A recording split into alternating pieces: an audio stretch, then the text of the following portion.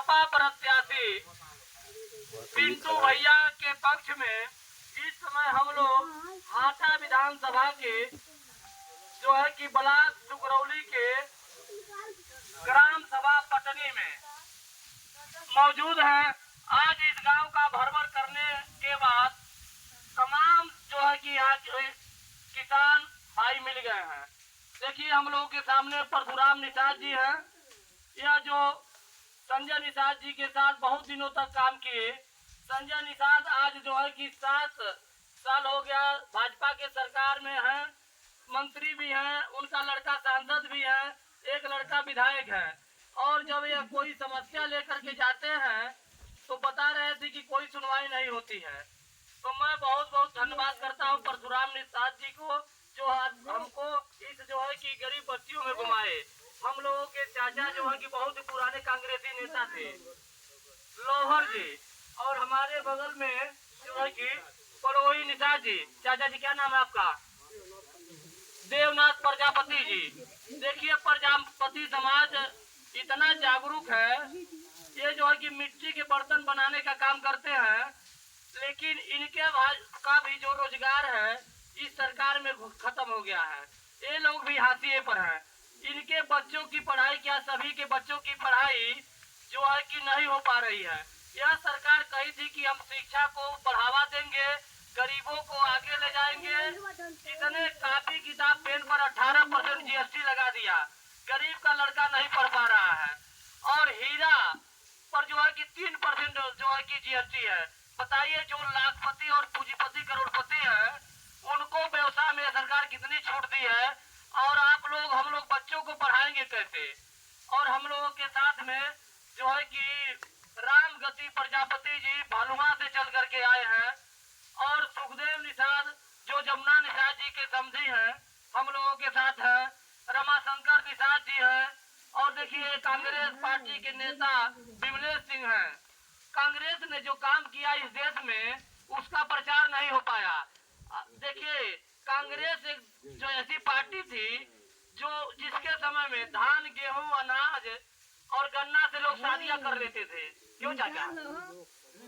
अगर जिसके पास पैसा नहीं रहता था तो पर्ची किसी साहूकार या किसी दुकानदार की अलग देता था और पैसे ले लेता था, और उसकी शादी हो जाती थी। गारंटी था कि पैसा 1 महीने में मिल जाएगा, 20 दिन में मिल जाएगा।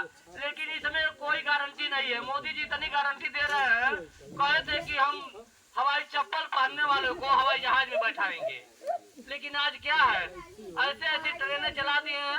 अभी हम सोचा है कि वंदे भारत चलाए हैं, गोरखपुर से लखनऊ का 800 रुपया उसका भाड़ा है। जब आदमी साधारण ट्रेन से जाता है तो 120-130 में पहुंच जाता है।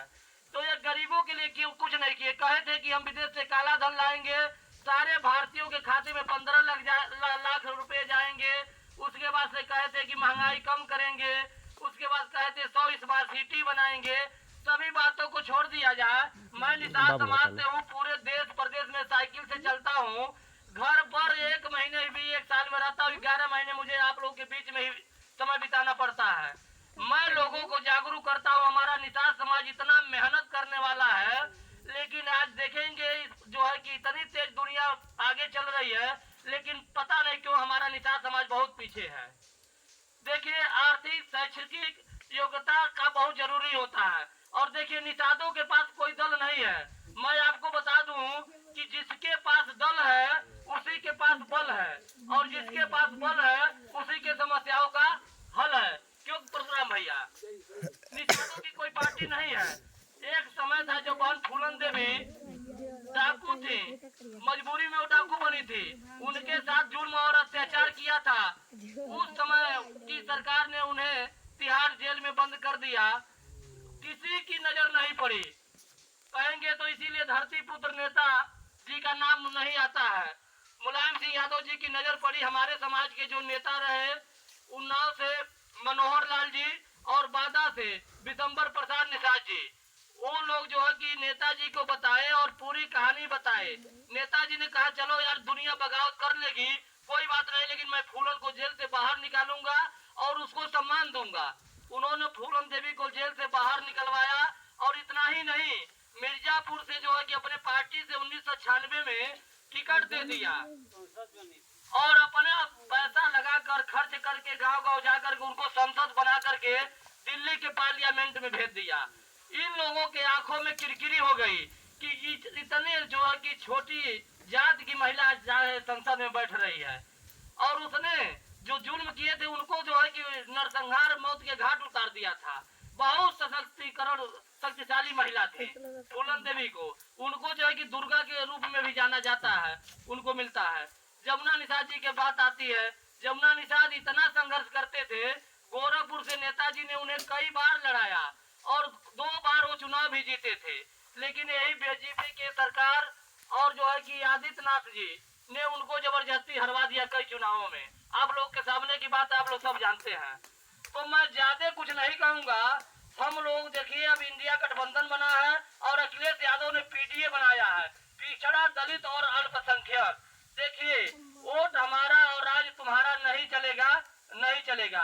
आपको बता दूं कि काजल निषाद को गोरखपुर से लड़ा रहे अखिलेश यादव जी, और लक्ष्मीकांत निषाद उर्फ पप्पू निषाद को जो है कि संत कबीर नगर खलीलाबाद से लड़ा रहे हैं, और गोरखपुर के रहने वाले रामकुमार निषाद को जो है कि सुल्तानपुर से लड़ा रहे हैं, और ज्योत्सना कश्यप राजपाल कश्यप की भांजी हैं, शाहजहांपुर से लड़ा रहे हैं।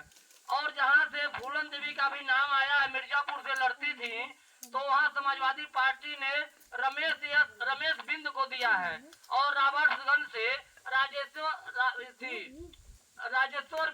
राजेश्वर बिंद को दिया है। मतलब 6 टिकट निषादों को मिला है। आपके देखिए तमाम बातें आई हैं, जो कुर्मी पटेल है और छोटी जात के प्रजापति है जो है कुशवाहा है, इन पर बहुत भरोसा जताया है।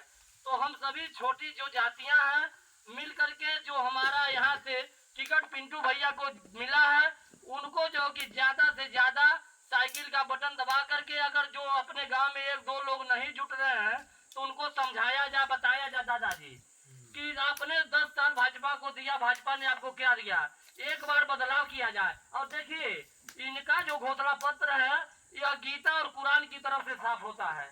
जब 2012 में अखिलेश जी लड़ रहे थे तो कहे थे कि हम बच्चों को लैपटॉप देंगे, और जो हमारी बहनें इंटर पास करेंगी तो उनको कन्या विद्याधन के रूप में 30,000 रुपया देंगे। मिला था ना, मिला। तभी लोग कहने लगे कि इतना पैसा कहाँ आएगा।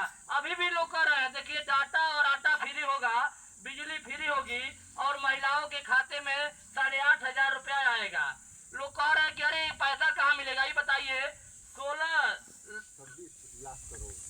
26 लाख करोड़ जो है कि अडानी और अंबानी का कर्ज माफ हुआ है।